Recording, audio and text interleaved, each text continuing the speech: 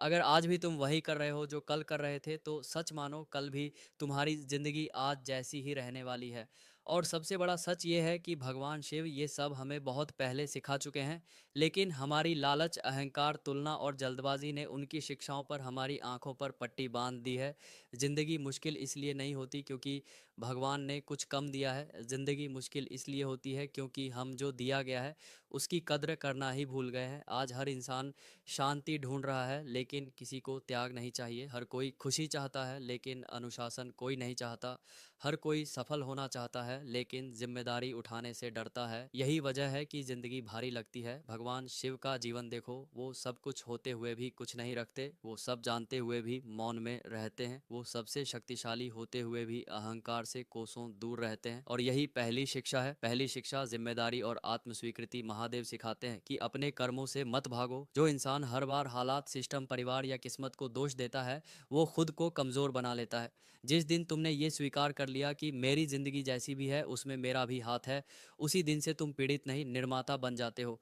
भगवान शिव कभी शिकायत नहीं करते, ना अपने गले में विष होने की, ना अपने जीवन की कठिनाइयों की। वो बस स्वीकार करते हैं और आगे बढ़ते हैं। दूसरी शिक्षा, बड़ा सोचो पर सरल रहो। आज दुनिया ने बड़ा सोचने का मतलब बना लिया है, दिखावा, शोर, तुलना और अहंकार।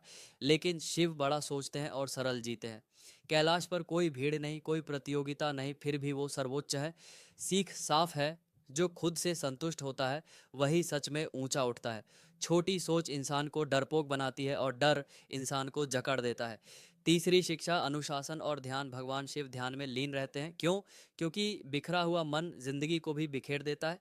आज हम सब व्यस्त हैं, लेकिन शांत कोई नहीं है। हमारे पास समय है, लेकिन नियंत्रण नहीं है। शिव सिखाते हैं कि जो अपने मन को जीत लेता है वो हालात से नहीं हारता।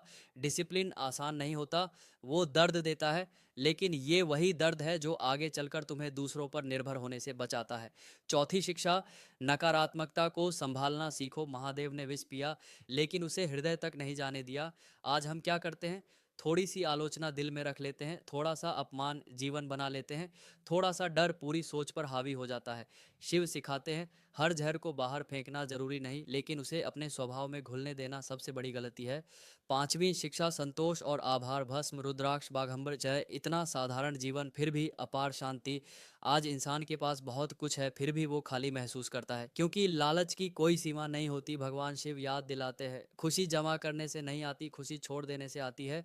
जो आज है उसकी कद्र करना सीखो, वरना जो नहीं है वो भी कभी सुकून नहीं देगा। छठी शिक्षा, धैर्य और समय। महादेव काल के भी स्वामी हैं, वो कभी जल्दी में नहीं होते। आज हम सब जल्दबाजी में हैं, जल्दी सफल होना है, जल्दी अमीर बनना है, जल्दी साबित करना है, लेकिन जो जल्दी बनता है वो जल्दी टूटता भी है।